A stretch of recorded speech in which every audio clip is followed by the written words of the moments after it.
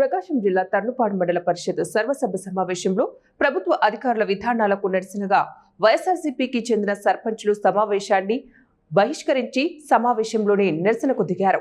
సర్వసభ్య సమావేశం సోమవారం రసభసగా సాగింది. గత 3 నెలలుగా సర్పంచులకు బిల్లులు చెల్లించకుండా అధికారులు వేధిస్తున్నారని పోడియం ముందు సర్పంచులు బైఠాయించి నిరసన తెలిపారు. అప్పులు చేసి గ్రామ అభివృద్ధికి పనిచేస్తుంటే తమకు బిల్లులు చెల్లించకుండా ఉంటారా అని, తమకు న్యాయం జరిగేంత వరకు కదిలే ప్రసక్తే లేదన్నారు. మా యొక్క సమస్యలు తీర్చే పనిలో వాళ్ళు ముందరకు వేయడం లేదు, ఎందుకన్నా మాకు తెలియడం లేదు.